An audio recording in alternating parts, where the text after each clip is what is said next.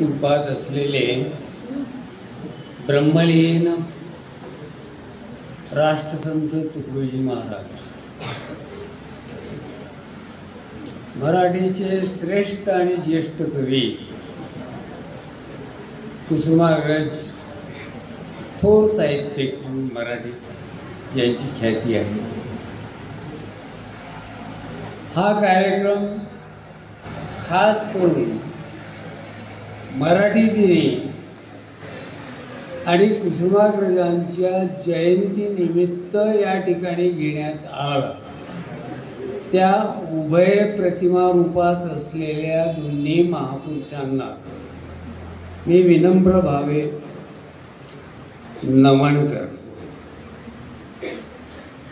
हा कार्यक्रम ज्यांच्या संस्थेत घडून येत आहे ते संस्थेचे अध्यक्ष माननीय यावले सर, त्याच्यानंतर मराठी विभाग प्रमुख पाटील सर, मराठी विभाग कनिष्ठ महाविद्यालय स्तरावरील प्राध्यापक कुंभरे सर, उपस्थित त्यांचे इतर सहकारी,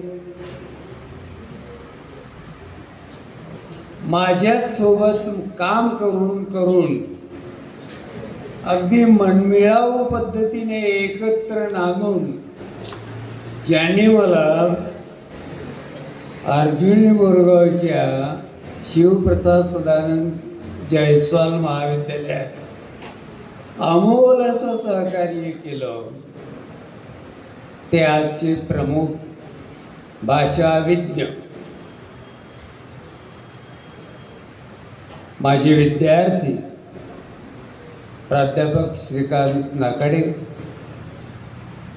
त्यानंतर मराठी भाषेचं एक चांगलं व्यक्तिमत्व आणि उत्तम संचालन करणारे, माझ्याच महाविद्यालयात प्रत्येक कार्यक्रमात संचालकाची भूमिका बजावणारे प्राध्यापक काकडे सर, उत्तम वक्ते म्हणून ज्यांची ख्याती आहे ते, अशा दोन्ही मूर्ती या ठिकाणी उपस्थित आहेत.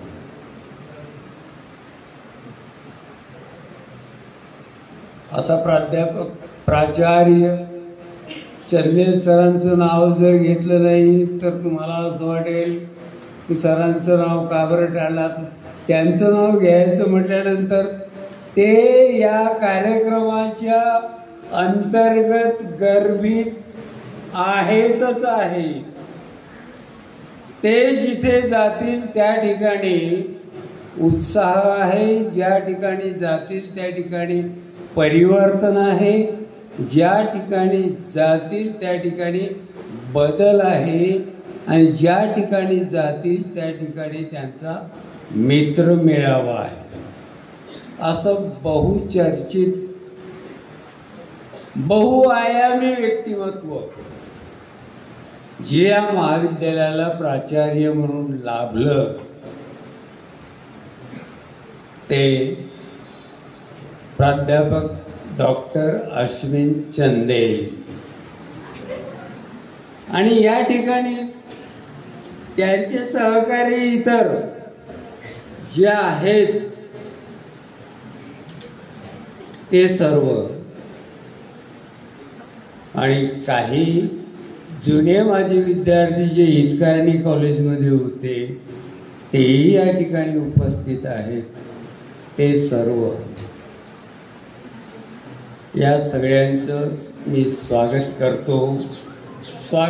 हा शब्द तुमच्याकडनं, मॅनेजमेंटकडनं, प्राचार्यांच्याकडनं मी हिरावून घेतो. सांगतो याच्यासाठी, स्वागत याच्यासाठी करतो की तुम्ही एवढ्या मोठ्या संख्येने या ठिकाणी उपस्थित आहात. खरं तर हे कॉलेज मला नवीन नाही आहे. मी अनेकदा या महाविद्यालयात आलो आहे. ज्या वेळेला हे महाविद्यालय नागपूर विद्यापीठाशी जोडलं होतं त्यावेळेला मी पुष्कळदा व्हिजिलन्स कमिटीवर विद्यापीठाच्या दरवर्षी या ठिकाणी आलेलो आहे. फरक एवढाच जाणवतो की त्यावेळेला या महाविद्यालयाचं ध्यान काही थोडंसं वेगळं होतं. बघायला परिसर थोडासा वेगळा वाटायचा. माझ्या डोक्यात असा एक विचार होता की या ठिकाणी जावा आपण, आणि माझ्याबरोबर ज्यांनी सहकार्य केलं आणि माझ्याबरोबर खांद्याला खांदा लावून अर्जुनी मोरगावचं कॉलेज उभारण्यासाठी मला ज्यांनी मदत केली त्यांनी चिमूरच्या कॉलेजमध्ये कोणता बदल घडवून आणला ते एकदा डोळ्यांनी जवळून पाहावं अशी माझी इच्छा होती. म्हणून मी या ठिकाणी प्रामुख्यानं आलो. खरं तर त्यांनी मला येण्याची या ठिकाणी विनंती केली, आग्रह केला. मी त्यांना म्हणालो, अरे बाबा, मी काही मोठा वक्ता नाही, मी वक्ता असण्यापेक्षा मी शिक्षक आहे.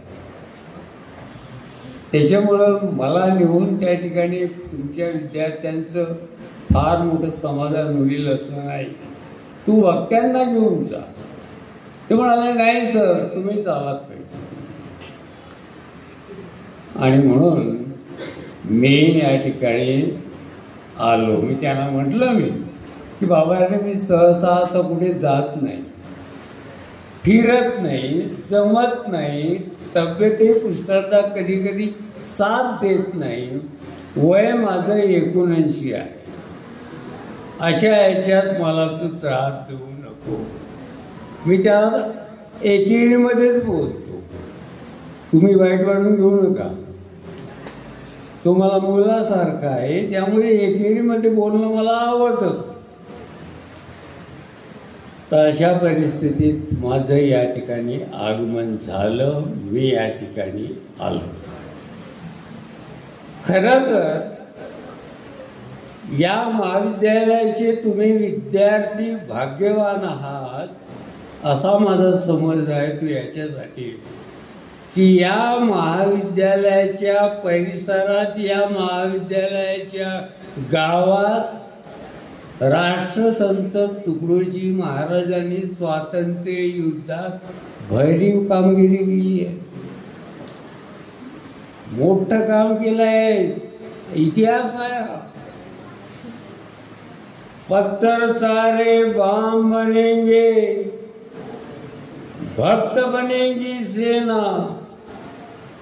पत्थर सारे बाम बनेंगे, भक्त बनेगी सेना.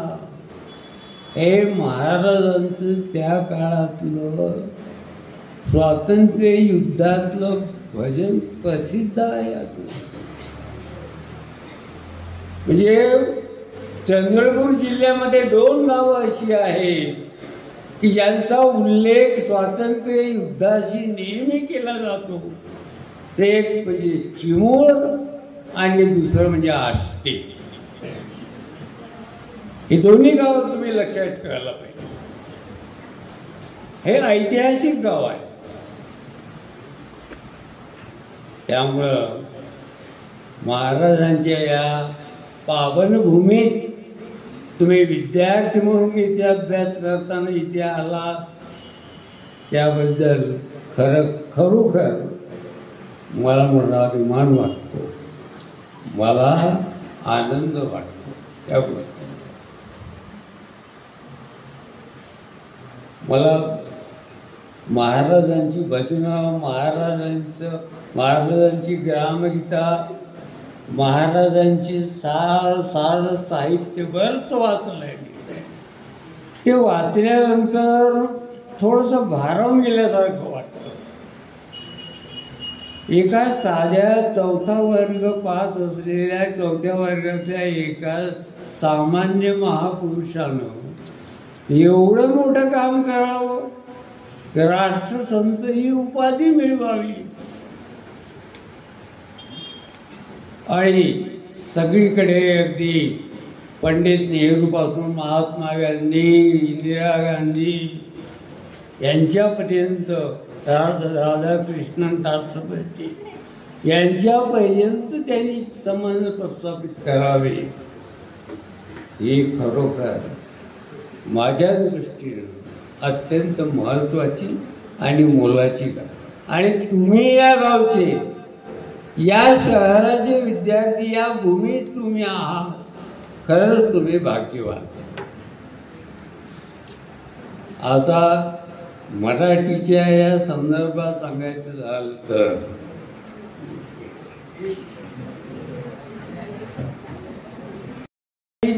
गौरव दिन काल जो साजरा झाला तो आज आपण या ठिकाणी साजरा करत आहोत. आता मराठी भाषा कधी निर्माण झाली, मराठी भाषेचं काय वैभव आहे ते सगळे श्रोते तुम्हाला सांगतील. मराठी खरं तर मराठीला मला आणखी एका गोष्टीचा अभिमान वाटतो तो बघा की मराठीचे आद्य कवी मुकुंदराज ज्यांनी विवेक सिंधू नावाचा ग्रंथ लिहिला ते नागपूर आणि भंडारा जिल्ह्याच्या सीमेवर असलेल्या आंबोरा गावचे होते. तुम्हाला माहीतच आंबोरेला अजूनही यात्रा भरते, मोठा उत्सव होतो त्या ठिकाणी. म्हणजे मराठीला आद्य कवी, मराठीला श्रेष्ठ कवी, पहिला कवी हा आम्ही विदर्भातल्या लोकांनी इथल्या जवळच्या भंडारा म्हणजे चंद्रपूर जिल्ह्याच्या जवळच्या सीमेवरच्या भागातल्या लोकांनी दिला. याचाही खरोखर हेवा वाटायला पाहिजे आपल्याला. ह्या दोन्ही तिन्ही गोष्टी आहेत. एक तर राष्ट्रसंतांचं कार्य, गाडगेबाबांचं कार्य, त्याच्यानंतर हे विवेक सिंधूकर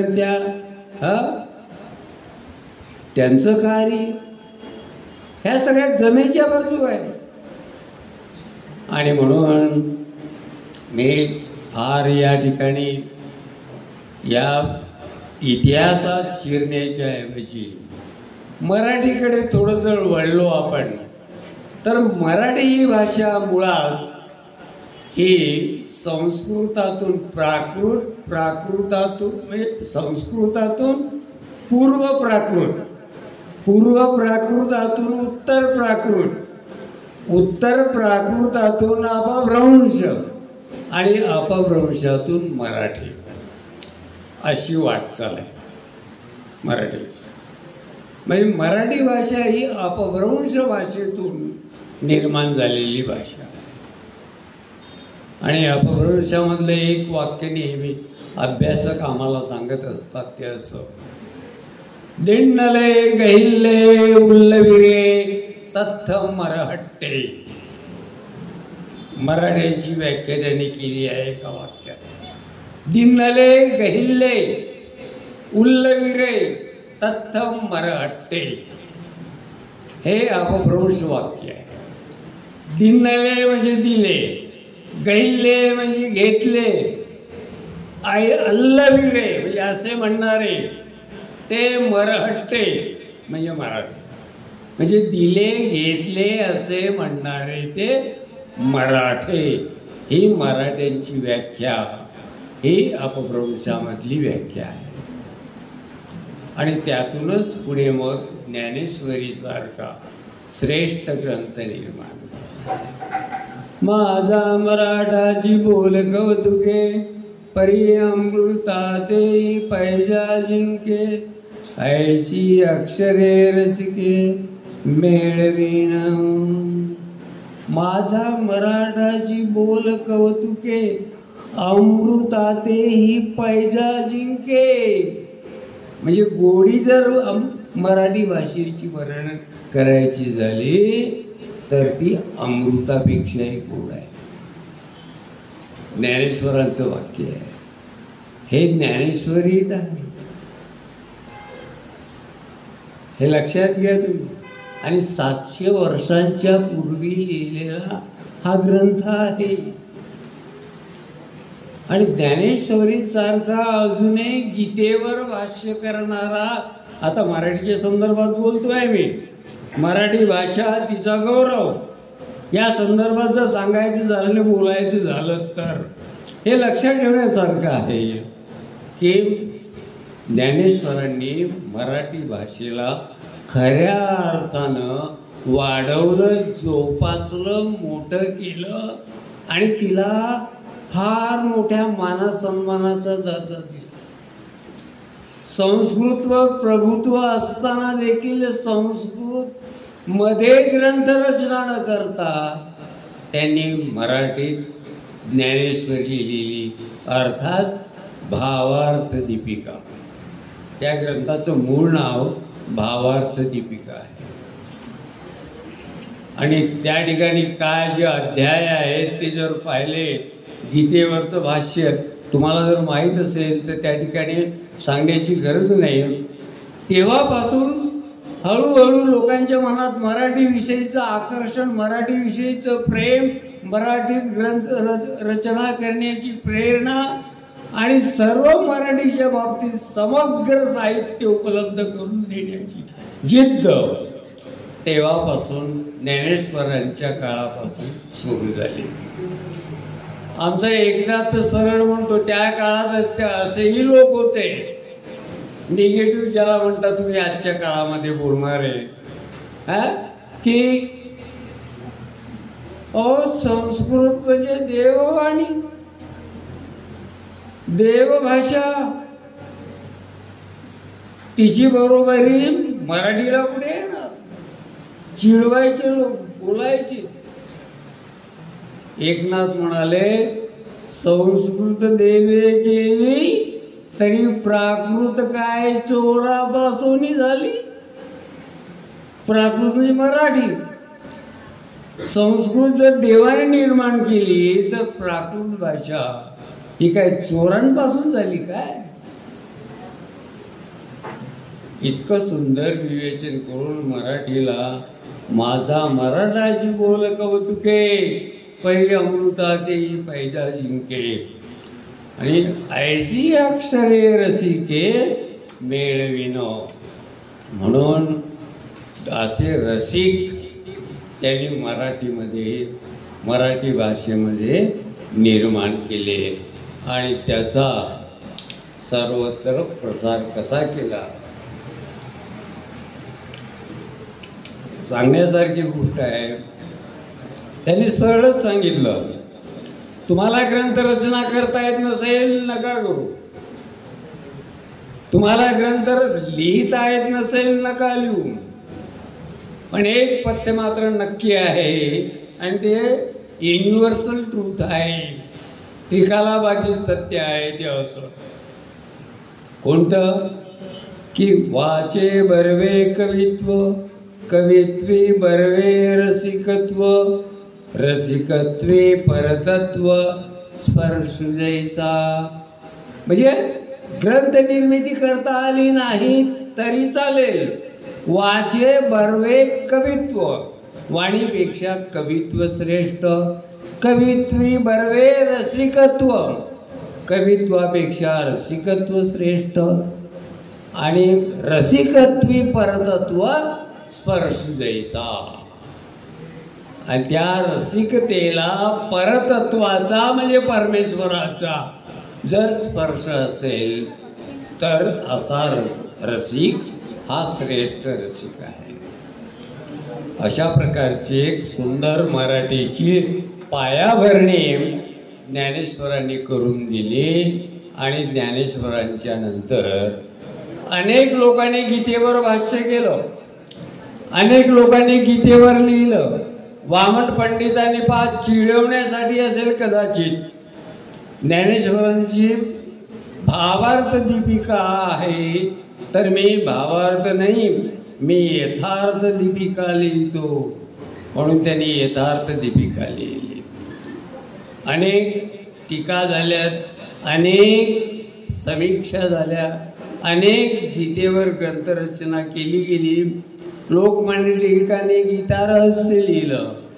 पण एक माझ्या मते, माझ्या दृष्टिकोनातून आणखी एक तुम्हाला सांगावंसं वाटतं, ते जर तुमच्या लक्षात राहिलं तर पहा. मला थोडासा गीतेवर भाष्य लिहिणार आहे. ज्ञानेश्वराच्या नंतर श्रेष्ठ गीता ज्यांनी लिहिली मराठीमध्ये ते म्हणजे विनोबा भावे. आणि त्या गीतेच्या त्या पुस्तकाचं नावच त्यांनी गीताई असं दिलंय. गीता, गीताई, गीता आई. गीता कोण? गीता ही आमची आई आहे. गीताई माऊली माझी तिचा मी बाळ नेनता रडता पडता येई उचलून या कडेवरी. गीताई ही आमची आई आहे. रडता पडता जी उचलून कडेवर घेते ती गीता त्याने. आणि इतकं सुंदर विवेचन, सुबोध विवेचन, प्रासादिक विवेचन, सहज आकलन. प्रासादिक म्हणजे सहज आकलन होतं, सहज कळतं, वाचल्याबरोबर जे कळायला लागतं, ज्याचं आकलन होतं त्याला म्हणतात प्रसाद. हा साहित्यातला श्रेष्ठ गुण आहे. प्रसाद हे तो भगवंताचे देणे आणि हा प्रसाद परमेश्वराची देण आहे असे आमचे संत म्हणतात.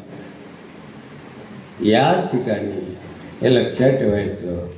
गीतेचे काही विनोबा भावेने लिहिलेल्या काही जे ओव्या आहेत ज्या जर तुम्ही वाचतात, वाचल्याबरोबर त्या अंतर्मनात उतरतात, वाचल्याबरोबर कळतात. त्या ज्ञानेश्वरीलाही पुष्कळदा शब्दकोश घेऊन बसावं लागतं, पण गीता ही विनोबांची गीता ही इतकी सुगम, सोपी, सहज आकलनाच्या दृष्टीनं आहे की तिला कुठल्या डिक्शनरीची गरज पडत नाही. इतकं सुंदर ग्रंथ आहे. आणि म्हणून त्यांनी ज्ञानेश्वरांनी जे काही सांगितलं, पसायदानामध्ये लिहिलं, ते लिहिलं, त्या सगळ्यांचं उपयोग त्या ठिकाणी आहेच आहे. विनोबाने लिहिलं विषयाचे करीत. आता समजून घ्या प्रसाद कसा असतो, त्याची मेजवानी तुम्हाला मी देतो, ती तुम्ही समजून घ्या. अर्थफोड मी करत नाही, अर्थ तुम्हाला सांगत नाही, तो तुम्हाला सहज लक्षात येईल, तुमच्या कळेल तुम्हाला. तो इतका सुगम आणि सोपा आणि त्याचा आविष्कार इतका सुंदर आहे की तो तुम्हाला ताबडतोब आकलनासाठी सोपा जाईल. विषयाचे करी ध्यान त्यास तो संग लागला, संगातुनी कुठे काम क्रोध कामात राहिला. क्रोधातुनी जडे मोह, मोहाने स्मृती लोपले, स्मृती लोपे बुद्धिनाश म्हणजे आत्मनाशची. राग द्वेष परी जाता आली हातात इंद्रिय, स्वामित्वे विषयी वर्ते त्याच लावे प्रसन्नता. प्रसन्नते पुढे सर्व दुःखे जाती जळून या. प्रसन्नतेने बुद्धीची स्थिरता शीघ्र होतसे. अयुक्ताच नसे बुद्धी त्यामुळे भावना नसे. म्हणून न मिळे शांती, शांती विना कसे सुख. इंद्रिय इंद्रिये वर्तता स्वैर. पहा एक लक्षात घ्या. शांती न मिळे, शांती विना कसे सुख. शांती मिळालेलं नाही तर सुख नाही. एकातून दुसरं, दुसऱ्यातून तिसरं, सर अशी लिंक आहे ती. हे नसेल तर ते नाही, ते नसेल तर ते नाही, ते नसेल तर ते नाही, ते नसेल तर ते नाही. इंद्रिय वर्तता स्वैर त्यामागे मन जायचे. त्याने प्रज्ञा जशी नौका वाऱ्याने खेचली जळी. इंद्रिय वर्तता स्वैर. आता थोडं फोड करून सांगतो पहा. इंद्रियाला जर मोकाट सोडलं, स्वैर म्हणजे मोकाट, इंद्रिय वर्तता स्वैर त्यामागे मन जाईजे. मन जातं त्याच्या मागे. इंद्रिया वर्तता स्वैर त्यामागे मन जाईजे. त्याने प्रज्ञा म्हणजे बुद्धी, त्याने प्रज्ञा जशी नौका वाऱ्याने खेचली जरी. त्याच्या बुद्धीची अवस्था कशी होते? एखाद्या वाऱ्यानं एखादी नाव पाण्यात ओढत न्यावी त्याप्रमाणे. नभंग भावे भरताय नित्य समुद्र घेतो जिरवली पाणी. जाती तयास जिरवणी भोग तो पावला शांती भोग युद्ध. म्हणजे सांगायचा मुद्दा, मराठी भाषेवर प्रेम करून या संतांनी म्हणजे ज्ञानेश्वरांच्या पासून तर थेट महाराजांपर्यंत, तुकडोजी महाराजांपर्यंत अनेक लोकांनी मराठी भाषेचा गौरव आपल्या ग्रंथात केला आहे आणि त्याला मान मान्यता प्राप्त करून दिली. म्हणून आता कुठे अभिजात मराठीचा दर्जा तिला प्राप्त झाला, हे मराठीचं भाग्य आहे असं समजायला पाहिजे. आता हे सगळं सांगितल्यानंतर थोडंसं कुसुमाग्रजांच्या विषयी. कुसुमाग्रजांचं काही वाचलंय का तुम्ही तुमच्यापैकी कोणी? कुसुमाग्रजांचं काव्य, कुसुमाग्रजांची नाटकं यापैकी काही वाचलं आहे का तुमच्याकडे? जर वाचलं असेल तर कुसुमाग्रजांच्या विषयी किंवा शिकवलं गेलं असेल वर्गात तुम्हाला, तर कुसुमाग्रजांच्या विषयी तुमची धारणा काय, तुमचं मत काय, तुमची अभिव्यक्ती काय त्या संदर्भात ते सांगायचं झालं तर नाशिक जवळच्या त्या एका खेड्यातून जन्माला आलेला हा महाकवी, हा महान साहित्यिक, ज्याला ज्ञानपीठाचं पारितोषिक मराठीनं प्राप्त करून मराठीला मिळालं. खांडेकरांच्या नंतर दुसरं एक व्यक्तिमत्व आहे ज्यांना हे पारितोषिक मराठीला मिळालेलं आहे. खांडेकर, वि स खांडेकर पहिले आणि त्याच्यानंतर कुसुमाग्रज दुसरे. त्यावरून कल्पना करा तुम्ही हे किती ज्येष्ठ आणि श्रेष्ठ अशा प्रकारचे साहित्यिक असले पाहिजे. आणि मराठी साहित्यात त्यांच्या अभ्यासाशिवाय, त्यांचं नाव घेतल्याशिवाय हे साहित्य पुढे जाऊ शकत नाही, हे लक्षात ठेवायचं. आणि म्हणून एक जर सांगायचं झालं तर त्यांच्या कवितेमध्ये आता एक कविता मी तुम्हाला एक मेजवानी म्हणून थोडीशी उद्धृत करून देतो. आणि कवितेत उद्बोध कसा असला पाहिजे आणि कवितेमध्ये एक हितोपदेश कसा असला पाहिजे आणि जिद्द कशी असली पाहिजे आणि प्रयत्नाची पराकाष्ठा करून आपल्या कर्तृत्वाचा इमला कसा उभा केला पाहिजे याची शिकवण कुसुमाग्रजांनी त्या एका कवितेत दिली आहे. ते कविता तुम्हाला एकदम वाचून दाखवतो, ऐका थोडंसं. पहा, ओळखलात का मला पावसात आला कोणी. संदर्भ असा आहे की वैनगंगेच्या काठावर असलेलं एक गाव, पूर आलं, पुराच्या पाण्यानं गाव वाहून गेलं, घरं वाहून गेली, संसार उजाड झाले, होतं नव्हतं असं झालं, काही उरलं नाही. आणि थुई थुई नाचून ही गंगा प्रत्येक घरात घर उद्ध्वस्त करून निघून गेली.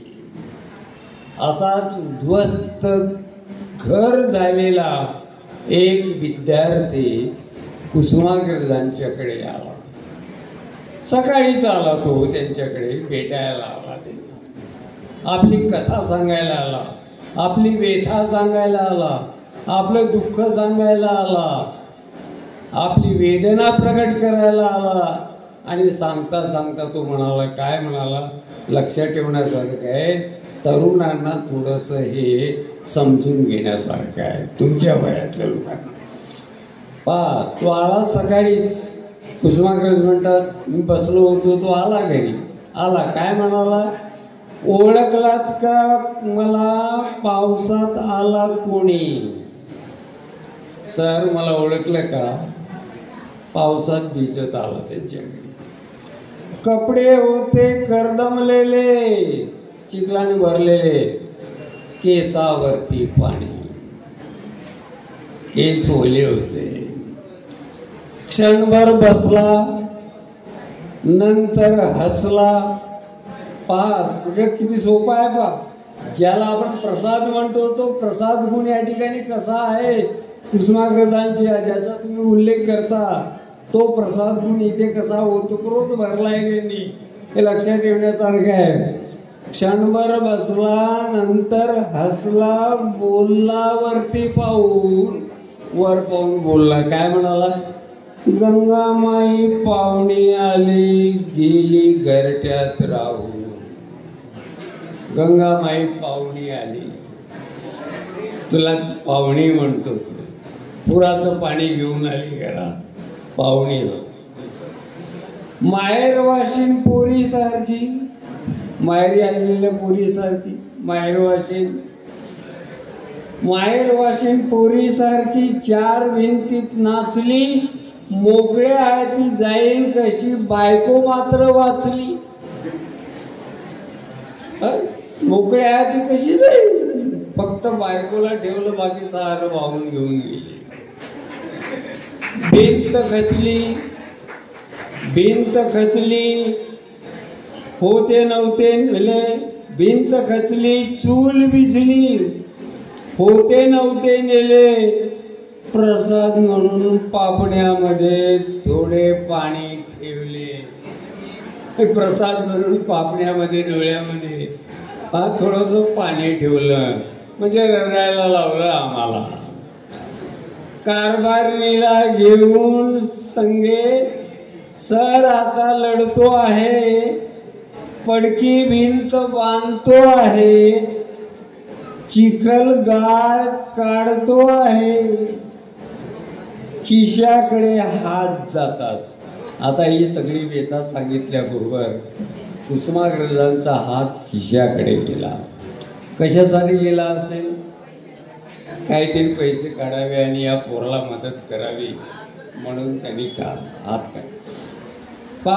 खिशाकडे हात जातात, हसत हसत उठला. खिशाकडे हात जाता, हसत हसत उठला. पैसे नकोत सर, जरा एकटेपणा वाटला. सर मला पैसे नकोत, मला एकटेपणा वाटला. मोडून पडला संसार तरी मोडला नाही कणा, पाठीवरती हात ठेवून लढत राहा म्हणा. बस संसार मोडला पण पाठीचा कणा मोडला नाही, म्हणून मला लढण्याचा आशीर्वाद द्या, लढत राहा म्हणा, एवढा आशीर्वाद द्या. असा आशीर्वाद त्यांना तो देऊन तो पोरगा निघून गेला. सांगायचा मुद्दा या ठिकाणी आहे की प्रत्येक कुठल्याही विपरीत परिस्थितीमध्ये माणसानं आपला लढा उभारणा, परिस्थितीशी झुंज करताना कुठल्याही प्रकारची विपरीत परिस्थिती निर्माण झाली तरी आपला लढण्याचा निर्धार, संघर्ष करण्याचा निर्धार, झगडण्याचा निर्धार, नवविश्व उभारण्याचा निर्धार, प्रगतीच्या मार्गाने धावत जाण्याचा विस्तार, या सगळ्या गोष्टी त्यांनी आपल्या मनाशी बांधायला पाहिजे आणि त्याप्रमाणे त्यांनी कार्य करायला पाहिजे. ही जगण्याची जिद्द कुसुमाग्रज या कवितेमध्ये शिकवतात. एकच कविता तुम्हाला मी वाचून दाखवली, अशा अनेक कविता आहेत.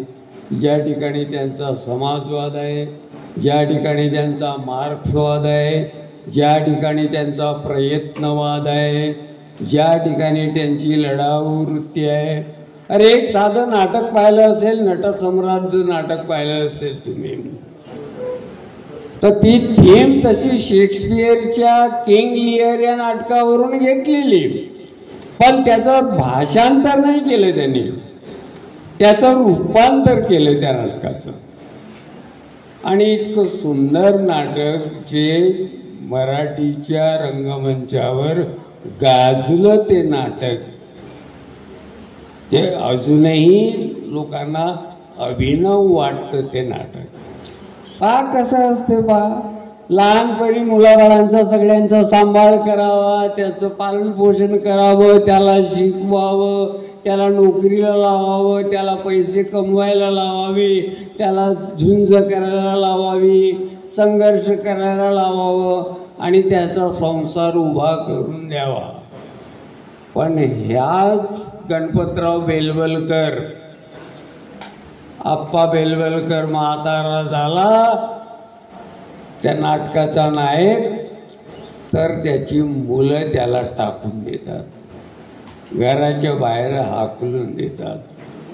असे ट्रेंड जे निर्माण झाले आहेत अलीकडच्या काळात, अशी जी वस्तुस्थिती अलीकडच्या नव्या सामाजिक जीवनाच्या ओघात जी निर्माण झाली आहे, त्यावर मार्मिक बोट ठेवण्याचं काम एक कुसुमाग्रजांनी त्या नाटकात केलं.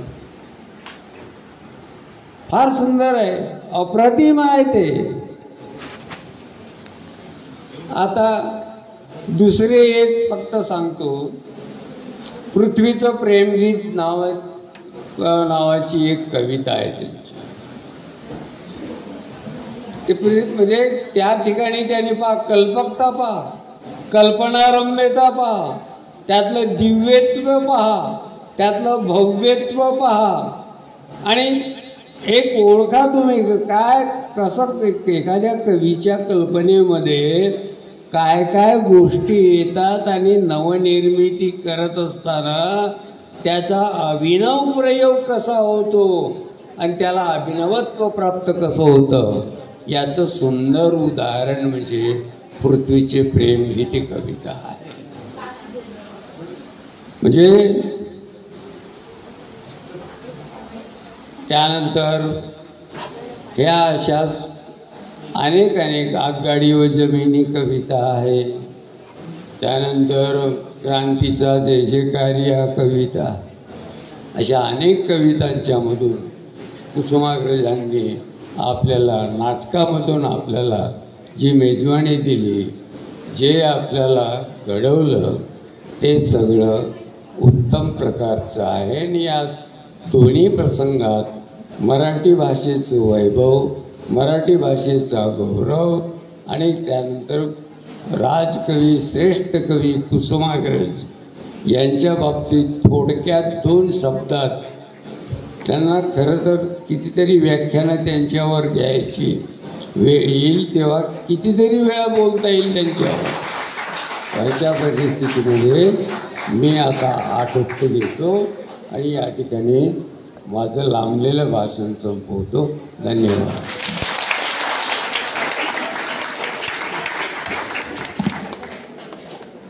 धन्यवाद सर. एक आदरणीय पाटणकर सरांनी या ठिकाणी ज्ञानेश्वरांपासून तर अगदी कुसुमाग्रजांपर्यंत जो मराठी भाषेचे विविध उदाहरणांच्या माध्यमातून जी प्रासादिकता सांगितली, त्या संदर्भात त्यांचं खरोखर म्हणजे मराठी भाषेची वाणी किती गोड असते याचं मूर्तिमंत रूप म्हणजे आदरणीय पाटणकर सर. यानंतर मी अधिक वेळ न घेता या परिसंवादाचे मार्गदर्शक आदरणीय नाकाडे सरांना अशी विनंती करतो की त्यांनी आपलं मत या ठिकाणी प्रदर्शित करावं. नाकाडे सर.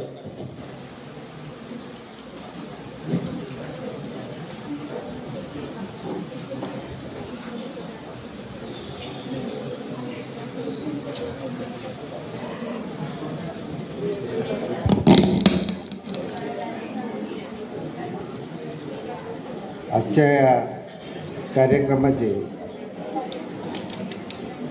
मराठी भाषा दिन आणि आज आपण या ठिकाणी वंदनीय राष्ट्रसंत तुकडोजी महाराज, तद्वतच कवी कुसुमाग्रज विष्णू वामन शिरवाडकर प्रतिमेच्या स्वरूपात आपल्यासमोर आहेत. दोघांनाही मनापासून मनपूर्वक त्यांना मी नमस्कार करतो. मंचावर उपस्थित आजच्या कार्यक्रमाचे अध्यक्ष डॉक्टर दीपक यावले, मंचावर उपस्थित सर्वच मान्यवर, वेळेअभावी मी काही जास्त वेळ घेणार नाही, खूप वेळा झालं, आणि पुनरुक्ती न करता मंचावर उपस्थित माझे सर्व मान्यवर, माझे गुरुवर्य, मित्र आणि समोरही उपस्थित असलेले प्राध्यापक, त्याचबरोबर ज्यामुळे प्रसन्नतेचे मळे बहरले ते आपण सर्व विद्यार्थी. तर आपण सर्व विद्यार्थी, तुम्हाला वाटत असेल की आता काय करायचं, वेळेचं बंधन आहेच, प्रश्नच नाही, त्यामुळे मी अधिक वेळ बोलणार नाही. मराठी भाषेच्या संदर्भात एक मुसाफरी सुरुवातीपासून तर आताच्या काळापर्यंत आपल्या उद्घाटकीय भाषणातून आमचे प्राचार्य गुरुवर्य पाटणकर सरांनी आपल्यासमोर ठेवली. खरं म्हणजे आपण बोलतो, आत्मप्रकटीकरण करणं हे भाषेचं एक स्वरूप आहे, साधन आहे. कारण भाषेशिवाय आपल्याला जगता येत नाही. आपण बोलतो, आतासुद्धा तुम्ही बोलत आहात, आणि आपण बोलतो तेव्हाच आपल्या मनातील विचार आपण दुसऱ्यासमोर हे व्यक्त करू शकतो. मराठी भाषेची सुरुवात कशी झाली, ती कुठून आली, कशी तिची वाटचाल झाली, हा साधारणतः इतिहास तुम्हाला माहिती आहे. आणि ही भाषा जी आपली प्रवाही आहे, ज्या भाषेवर आर्य भाषेचा परिणाम झाला आणि नंतर संस्कृत आणि इतर भाषेचा परिणाम झाला, नंतरच्या काळात आणखीन मराठी भाषेवर फारसी भाषेचा सुद्धा प्रभाव झाला. यादवकालीन मराठी भाषा ही अस्सल स्वरूपातील भाषा आपण मानतो. आणि ज्या भाषेशी, ज्या यादवकालीन भाषेशी तुमचा आमचा रोजचा संबंध आहे.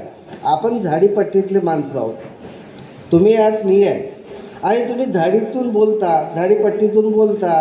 आता बोलण्यात काही अंतरावर निश्चित फरक पडतो. आमच्याकडे आलो गेलो म्हणतात, इकडे नाही, आमच्याकडे आलो गेलो म्हणतात, तुमच्याकडे आलो गेलो असं बोलत असतील. जहाजो जहाजो हाही काही परिसरात समोर गेलं की ते सुद्धा आम्हाला कळतं. तर ही मराठी भाषेची 1850 नंतर उच्चवर्णीयांनी जे एक आपल्यासमोर या ठिकाणी पाठ्यपुस्तक निर्मिती झाली आणि आजचं स्वरूप तिला मिळालं. ही मराठी भाषा अलंकारामुळे आपल्यासमोर अतिशय समर्थपणे उभी आहे. आणि ज्याला योगदान बोरकरांनी लावलेलं आहे, कुसुमाग्रजांनी लावलं, माधव जुलियनांनी लावलेलं आहे, गडकऱ्यांनी लावलेलं आहे. आणि या सर्वांचं एक आपल्याला मराठी भाषेविषयी एक आपल्याला एक आत्मीयता या संदर्भात दाटून येते आहे. आणि मग आताच्या काळामध्ये आपण पाहतो, हे झालं जुनं ते सोनं असं म्हणूनही चालत नाही आणि टाकूनही चालत नाही, दोन्ही गोष्टी आहेत. आणि म्हणून मग आपण काय करतो की या भाषेवर ज्या आजच्या भाषेत जे इंग्रजी भाषेचा परिणाम झालेला आहे, इंग्रजी शब्दांचा आपण सरसकट वापर करतो. आपल्या बोलण्यामध्ये कळत नकळत आपण इंग्रजी इतकं वापरतो की आपण मराठीत बोलतो आहोत का फक्त क्रियापदासाठी. आणि मग आपण जसं क्रियापदालाही आपण मराठीकरण करून टाकतो. गोना म्हणजे काय, कुठं आहे इंग्रजीत, नाही आहे, पण आपण तसं म्हणतो. आता या टी व्हीमुळे, मोबाईलमुळे, आपल्या या सर्व सिनेमामुळे इंग्रजी आणि हिंदी भाषेचा परिणाम आपल्या मराठी भाषेवर झालेला आहे. आणि आपण कळत नकळत ते सर्व वापरतो. त्यामुळे आजचा जो मराठी माणूस आहे तो अस्सल मराठीपासून दूर गेलेला आहे. आणि म्हणून ही भाषा जर आपल्याला जी आजच्या परिस्थितीमध्ये आणखीन तिला चांगल्या स्वरूपात म्हणायचं असेल आणि समृद्ध आणि संपन्न करायचं असेल तर आपण अलंकारिक बोला असं मी म्हणणार नाही, चुकूनही म्हणणार नाही. उपमा उत्प्रेक्षा वगैरे जाऊ द्या, आपण साधं व्यावहारिकतेमध्ये पूर्णपणे मराठीत बोललं पाहिजे, वागलं पाहिजे. आपण त्यानुसार लिहिलंसुद्धा पाहिजे. 4 ओळी आपल्याला मराठीत नीटपणे धडपणे लिहिता येत नाही. ही मराठीची आज शोकांतिका आहे, जी आपली मायबोली आहे. आपण मायबोली म्हणतो आणि आईपासून आपण दूर जातो आहोत, आईपासून आपण दुरावत आहोत असं मला या ठिकाणी वाटते आहे. आणि म्हणून जे आपण बोलतो, वाचतो, लिहितो, मोबाईलवर सुद्धा सकाळी आपण गुड मॉर्निंग करतो.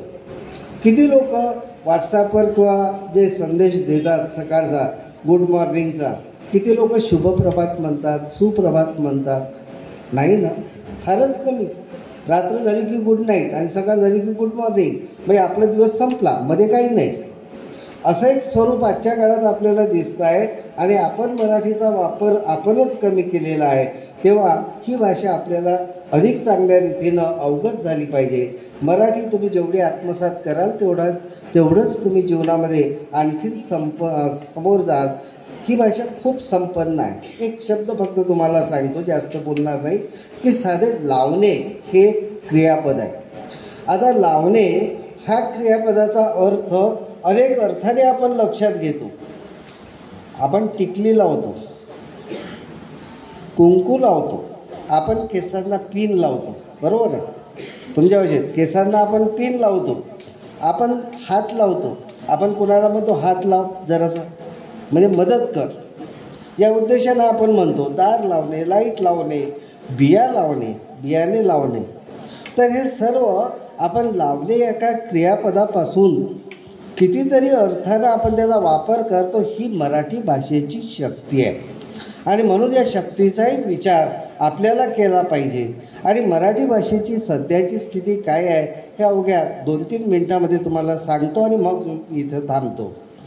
तत्पूर्वी मला इथं बोलावलं, सत्कार केला. माझे मित्र अश्विन चंदेल हे खूप वर्षापासून शिकत असतानापासूनचे मित्र आहेत आणि त्यामुळे मित्रत्वाच्या नात्यानं मी या ठिकाणी आलो. मी आता पुढे जातो आहे. एक छोटंसं 2-4 मिनटाचं आहे. मराठीची स्थिती कशी आहे? तर ही मराठीची स्थिती बोलताना थोडंसं टिपणात्मक आहे अर्थात, की एक गाव होतं, महाराष्ट्र त्याचं नाव होतं. गाव खूप छान होतं, लोक खूप चांगले होते, तुमच्यासारखे अर्थात. मराठी भाषा बोलत होते, गुण्या गोविंदानं नांदत होते. त्यांचं मन खूप मोठं होतं, वृत्ती खूप दयाळू होती. दुखलं खुपलं तर एकमेकांच्या हाकेसरशी धावून जायचे, आल्या गेलेल्याला सांभाळायचे, एकमेकांना साथ देऊन जगण्याचं गाणं शिकवायचे. महाराष्ट्रात एक भाग होता, मुंबई त्याचं नाव. मुंबईसुद्धा छान आहे होती, महाराष्ट्राची शान, सर्वांच्या आकर्षणाची बाब. आजूबाजूचे सगळेच मुंबईसाठी धडपडत होते. इथं आले की इथलेच होऊन राहत होते. अतिथी देवो भव या न्यायानं आपण या सर्वांचं, महाराष्ट्रातील लोकांनी या सर्वांचं स्वागत केलं, आदरातिथ्य केलं. पाहुण्यांचा मान म्हणून मागतील ते आपण देऊ लागलो. आणि मग इथे परिस्थिती बदलायला लागली आणि मग अतिथी जास्त आणि यजमान कमी. मुंबई कमी पडू लागली, आजूबाजूला पसरू लागली आणि सर्वांचीच भाषा तिथं वेगवेगळी होती. आता या सर्व गदारोळात मराठी आपली वाटत नव्हती. प्रश्न मोठा गहन. पण माणसं मात्र हुशार, मराठी माणसं हुशार. पण ही दूरदृष्टीची माणसं, त्यांना एक युक्ती सुचली. दूरदेशीची, परदेशाची भाषा त्यांना जवळची वाटली. त्यांना वाटलं आपली मुलं शिकतील, परदेशात जातील, उच्च शिक्षित होतील आणि म्हणून सर्वांचाच आणि अगदी महाराष्ट्राचा देखील याच निमित्तानं विकास होईल. म्हणून त्यांनी याच भाषेतील शिक्षणाची सोय केली. आणि मग काय झालं, आजूबाजूला या भाषेत बोलणारे हे सर्व चित्र पाहून मराठी माणसं खंतावली. आणि मग लक्षात आलं की हळूहळू मराठी कोणीच शिकेना, मराठी कोणीच बोलेना, सर्वांचा नुसता सगळ्यांचा काला झाला, शुद्ध सुंदर मराठीचा लोप झाला. अशा या महाराष्ट्रातील एक छोटा मुलगा आपल्या आईबरोबर, माफ करा आईबरोबर नाही म्हणता येत, आपल्या मम्मीसोबत, मम्मी म्हटलं की आपल्याला लवकर कळतं, तो वाचनालयात गेला, चुकून त्याचा हात पुस्तकाला लागला, त्यानं ते उघडलं, पुस्तक शहारलं, पानं फडफडली, आनंदित झाली. त्यांना वाटलं निदान आता तरी आज तरी आपल्याला कोणी वाचेल. एवढ्यात त्या मुलाचं काय विचारावं, विच लँग्वेज इज धिस, त्यानं आपल्या आईला विचारलं, ही कोणती भाषा आहे. मम्मी खूप सजग होती, मुलाचं हित जाणत होती, सर्व ज्ञान त्याला पुरवत होती. पुस्तक परत जागेवर ठेवत ती म्हणाली, अरे खूप खूप पूर्वी म्हणजे तुझ्या आजोबांच्या वेळेला मराठी भाषा प्रचलित होती. आता कोणी नाही बोलत. पुस्तक कोमजलं, पानं आक्रसली, पानापानातून अश्रू ठिबकले, पण हळहळ वाटण्याचं काही कारण नव्हतं, कारण मराठीसाठी आता दुःखी होणारं काळीच कोणाचंच उरलं नव्हतं. मराठीची शान, मराठी भाषा महाराष्ट्राची शान असं अभिमानानं आपण म्हणतो. मला एकानं कालच विचारलं, मी त्यांना एवढंच म्हटलं, त्याने विचारलं तू मराठीत पोस्ट का टाकतोस. मी त्याला एवढंच म्हटलं की आमच्या घरात तुळस आहे बाबा, आमच्या घरात काही मनी प्लांट नाही आहे, आमच्या स्त्रिया मंदिरात जातात, देवळात जातात, पबमध्ये जात नाही, आम्ही मोठ्यांच्या पाया पडतो, त्यांच्या गळ्याला मिठी मारत नाही का, आणि आम्ही मराठी आहोत आणि आम्ही मराठीच राहणार. तुम्ही इंग्लिशमध्ये मेसेज केला तरीसुद्धा रिप्लाय मी मराठीतूनच देणार. याचा अर्थ असा नाही की मला इंग्लिश येत नाही. अरे गर्व बाळगा तुमच्या या मराठी असण्याचा. काकीची जागा आता आंटीनं घेतली, वडील तर जिवंतपणेच डेड झाले, भाऊ ब्रो झाला आणि बहीण सीस झाली आणि दूध पाजणारी आपली आई ती जिवंतपणीच मम्मी झाली. मम्मी म्हणजे माहीत आहे. आता घरची भाकर आपल्याला आता आवडत नाही. 5 रुपयाची मॅगी ही आपल्याला खायला आवडते. मॅगी असली की यमी, कशी वाटली, यमी झाली. मराठी माणूस मराठीला विसरू लागला आहे आणि आपली संस्कृती लोप पावण्यापूर्वी ती जपण्याचा निष्ठेनं आपण प्रयत्न तरी करावा. आणि आत्तापासूनच आपण मराठी बोलण्याचा, लिहिण्याचा सराव करूया, प्रयत्न करूया, अधिकाधिक मराठीला आपण जगवूया आपल्या बोलण्यातून, आपल्या लिहिण्यातून. आणि असं जरी आपण करू शकलो तर खऱ्या अर्थानं या मराठी भाषेचा गौरव झाला असं मी समजेन. मी इथं थांबतो. धन्यवाद.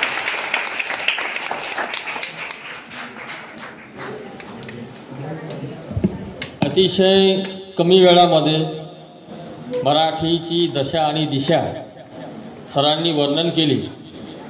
सुरेश भटांच्या त्या कवितेचा संदर्भ देतो आहे की लाभले आम्हास भाग्य बोलतो मराठी, जाहलो खरेच धन्य ऐकतो मराठी, धर्मपंथ जात एक जाणतो मराठी, एवढ्या जगात माया मानतो मराठी. आणि शेवटच्या कडव्यामध्ये कवी असं म्हणतात की पाहुणे असंख्य जरी पोसते मराठी आणि आपल्या घरात हालत सोसते मराठी. अगदी जी मराठीची जी दुर्दशा झालेली आहे ती असंख्य भाषांचं आक्रमण होऊन मराठी माणूस हा मराठीलाच पिसत चाललेला आहे.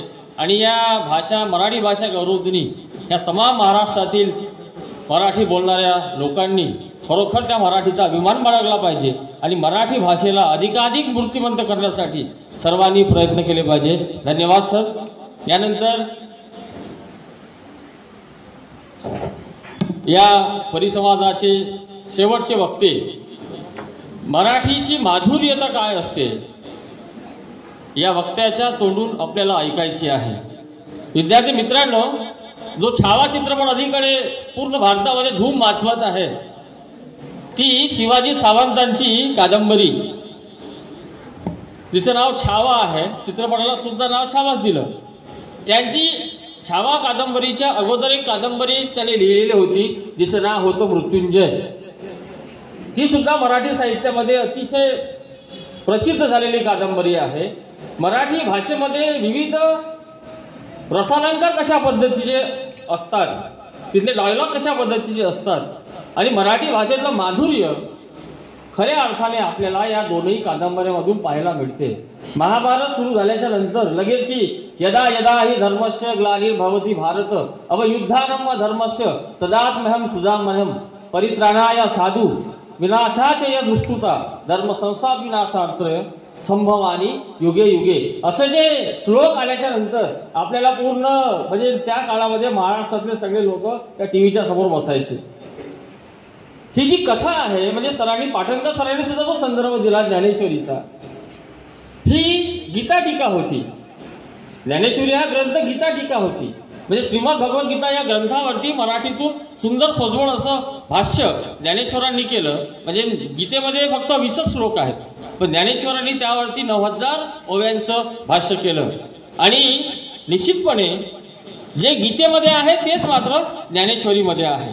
आणि ज्ञानेश्वरी म्हटल्याच्या नंतर तिला जे भावार्थ दीपिका असं म्हटलं गेलेलं आहे, तर भावार्थ मुळामध्ये श्रीमद भगवद्गीता या ग्रंथाचा भावार्थ होता. आणि श्रीमद भगवद्गीता म्हणजे सगळा महाभारत आहे. आणि त्या महाभारतातली अतिशय एक जिवंत असं जे व्यक्तिमत्व आपण म्हणू ते म्हणजे कर्ण. हा कर्ण पांडवांचाच भाऊ होता. कुंतीला माहीत होतं, इतरांना माहीत नव्हतं. अशा या कर्णांचं जे जीवनगाथा आहे, जीवनगाथा मराठी साहित्याला सुद्धा आकर्षित करणारी आहे. आणि ही जीवनगाथा आपल्या काकडे सरांच्याकडून आपल्याला ऐकायची आहे. ज्ञानेश्वर महाराजांनी एक ओवी म्हटलेली आहे की जैसे शारदीची चंद्रकडे माझी अमृत कन कोवळे तैसी मन मोवाडे चकोरत लगे तयापरी श्रोता अनुभवावी ही कथा अति हळूवारपणे चित्ता आणून या. आपल्याला जर कर्ण ऐकायचं असेल तर आपलं मन अगदी आपण शांत ठेवावं. या ज्ञानेश्वराच्याच वचनाची मी तुम्हाला आठवण करून देतो. आणि या आजच्या परिसंवादाचे सन्माननीय मार्गदर्शक डॉक्टर काकडे सरांना या ठिकाणी प्राचारण करतो. काकडे सर.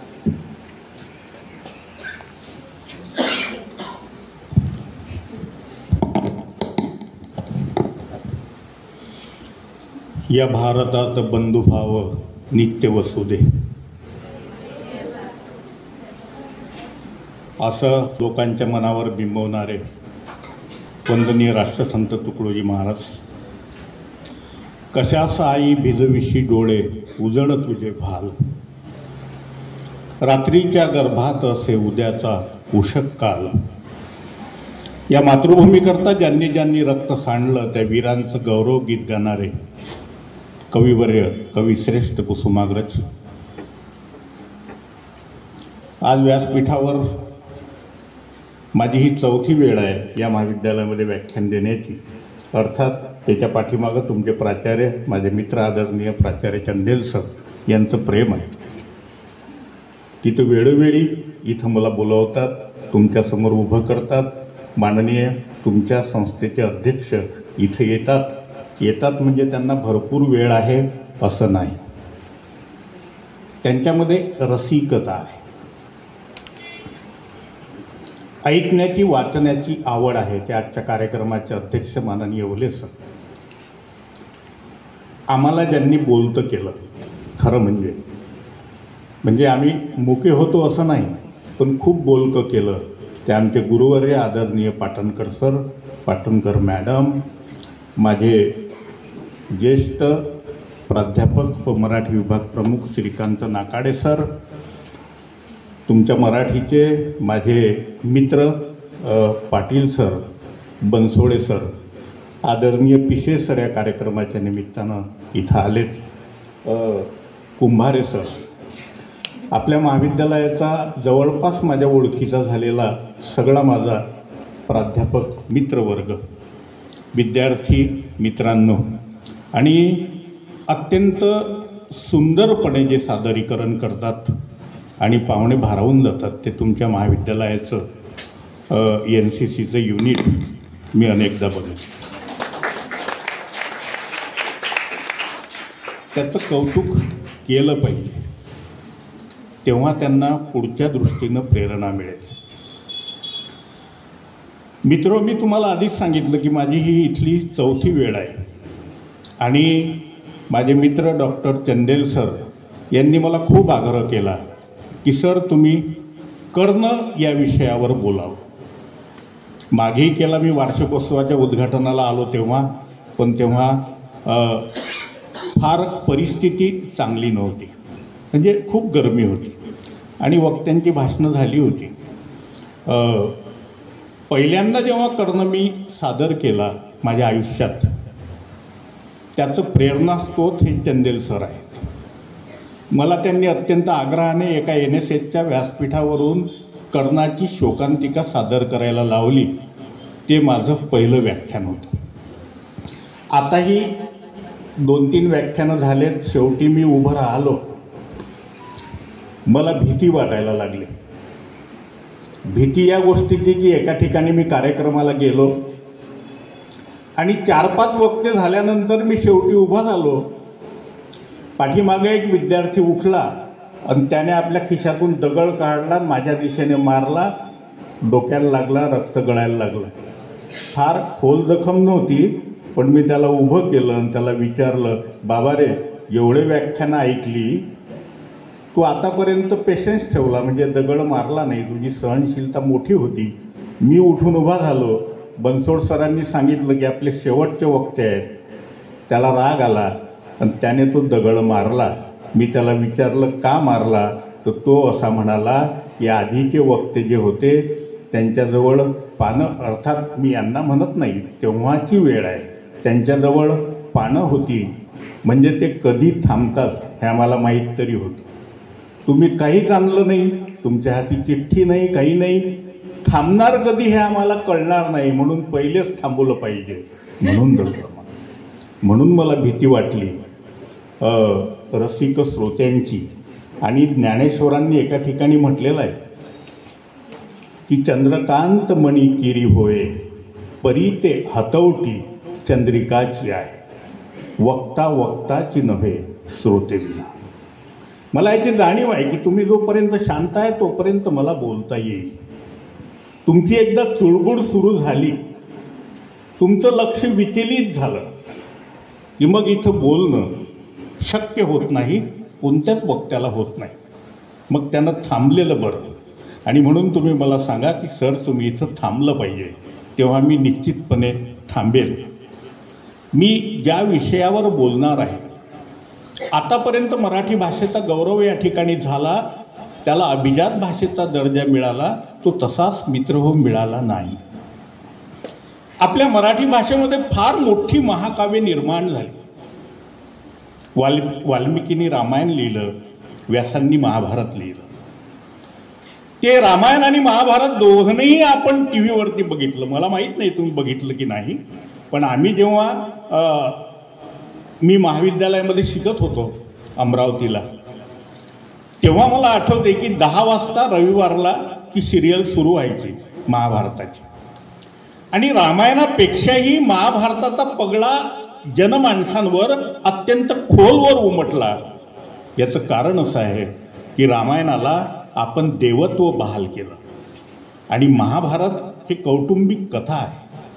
तुमच्या माझ्या घरात, समाजात, कुटुंबात द्वेष, मत्सर, कलह, भावाभावांची भांडणं ही सातत्यानं होतात. त्याचं प्रतिबिंब त्या महाभारतामध्ये उमटलं. आणि तेव्हा मी अमरावतीला शिकत असताना 10 वाजले की अमरावतीला रोडवर रिक्षा मिळत नव्हती, कारण रिक्षावाला सुद्धा त्या TVच्या स्क्रीन समोर जाऊन बसायचा. एवढं अधिराज्य या महाभारत या महाकाव्यानं आपल्या देशातल्या लोकांच्या मनावर गाजवलं.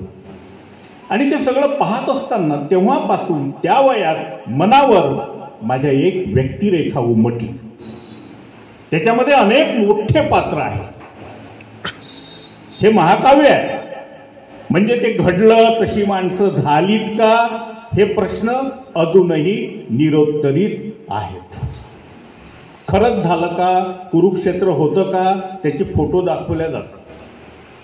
असे राजे झालेत असा आपला इतिहास आहे. पण व्यासांनी लिहिलेलं हे महाकाव्य आहे आणि कवी एखादी प्रतिमा, एखादं व्यक्तिमत्व सजवतो, फुलवतो.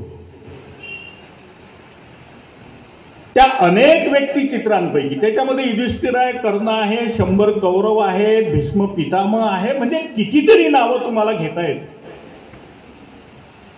पण त्यातल्या कर्णानं खरं म्हणजे माझ्या मनावर अधिराज्य गाजवलं. याचं महत्वाचं कारण असं की माणसाच्या जवळ प्रचंड क्षमता असली, त्याच्याकडे कर्तृत्व असलं, क्षमता असली, कर्तृत्व असलं, तरी त्याची आयुष्यामध्ये अवहेलना होते. तेव्हा तो बिभडतो. त्याच्या आयुष्याच्या वेदना त्याला व्यक्त करता येत नाही.